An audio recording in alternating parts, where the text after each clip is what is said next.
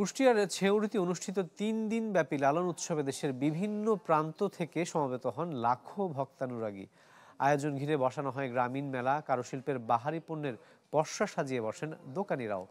স্থানীয় হোটেল মোটেলেও ছিল দর্শনার্থীদের উপচে পড়া ভিড়। স্থানীয় অর্থনীতিতে যার অবদানও দিন দিন বাড়ছে।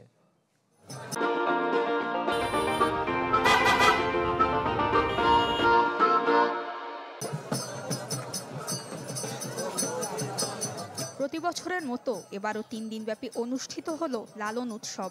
প্রথমবারের মতো যা উদযাপিত হয় রাষ্ট্রীয়ভাবে। অংশ নেয় বাণিজ্যিক ও আর্থিক নানা প্রতিষ্ঠান। উৎসবের অর্থনীতিতে বড় নিয়ামক ঐতিহ্যবাহী এই উৎসবের ভক্তকুল। দেশ বিদেশ থেকে ছুটে আসেন হাজারো ভক্তানুরাগী। বাড়তি ভাড়ার অভিযোগ থাকলেও জমজমাট ছিল স্থানীয় আবাসিক হোটেল ও রিসোর্ট। খাবার হোটেলগুলোতেও ছিল উপচে পড়া ভিড়। মালিকরা জানান, প্রতি বছর লালন সাইয়ের দুটি উৎসবকে ঘিরে তাদের বেশ ভালো ব্যবসা হয়। এবারের উৎসবেও তার ব্যতিক্রম হয়নি।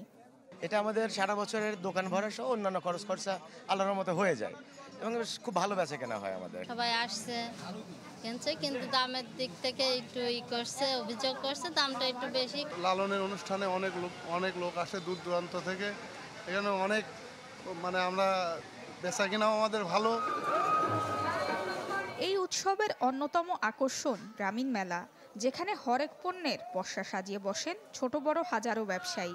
দর্শনার্থীরাও ফিরছে না খালি হাতে। শুধু লালনের আকড়া বাড়িতেই নয়, কয়েক কিলোমিটার এলাকা জুড়েও দেখা মেলে বেচা কেনার এই উৎসবের। আমরা লালন সাইজিকে ভালোবাসি দেখে এসেছি, তার পাশাপাশি এই পরিবেশটাও বেশ উপভোগ্য করে লাগছে, সেই জন্যই আসলাম। প্রত্যেক বছর আসা হয়, আইসা কেনাকাটা করাই হয়। আমরা মানিকগঞ্জ থেকে 5 জনে আসছি, তো এখানে এত মানুষের মধ্যে অনেকটাই ভালো লাগছে। জেলার অর্থনীতিতে মেলার প্রভাবের ইতিবাচকতার কথা মেনে নিলেন এই অধ্যাপকও। দুইটি মেলা উপলক্ষে এখানে প্রায় 100 কোটি টাকার বেশি লেনদেন হয় এবং এই ব্যবসা দিন দিন প্রসারিত হচ্ছে এবং ক্ষুদ্র কুটির শিল্পের বিকাশ এই লালনের ছেউড়িয়া কেন্দ্রিক গড়ে উঠছে। আগের সব বছরের মতো এবারের বাউল উৎসবেও বিপুল টাকার ব্যবসা হয়েছে। Desk report, channel 24।